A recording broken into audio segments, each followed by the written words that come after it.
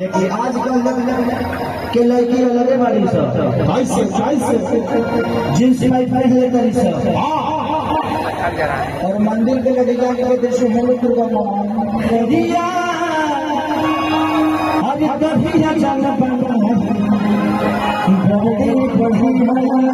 खाली चढ़े खातिर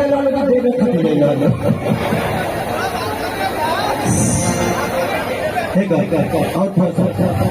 थोड़ा सा इससे वोकल बढ़ा दीजिए, साउंड उधर तुम लोगों को सुनाई कम दे, थोड़ा सा मॉनिटर में आई देखिए कि पहले के पूजा में और आज के पूजा में बड़ा अंतर हो गया। पहले के माता बहन बेटी जब मंदिर में जाता है खाली सजा लिए हैं, अगरबत्ती बार भी है, एगो बड़ा निमन गाना होता है कि दुनिया के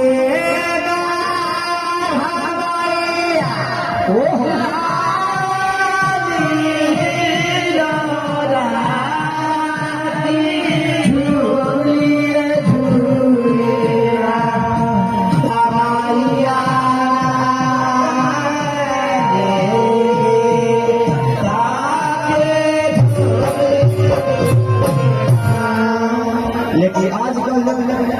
के लड़की अलगे बाड़ी जींस में पहले तरी सब और मंदिर के लगे जाके देश में और माइक हेलो करके निकल जाते सर।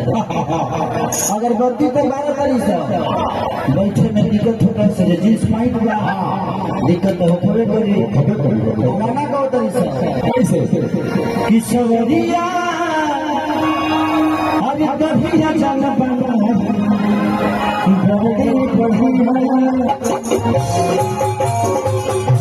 खाली सजौले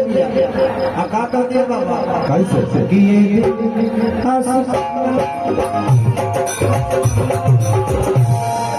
माई माई को छोड़ के भागल बड़ी चौरा में समस्तीपुर में भागल बड़ी बढ़िया समस्ती छोड़ के भागल बड़ी कि भाई अभी मेरे दिलासा भइल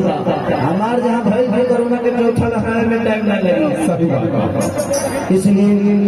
पूजा पाठ बड़ा धर्म की चीज है।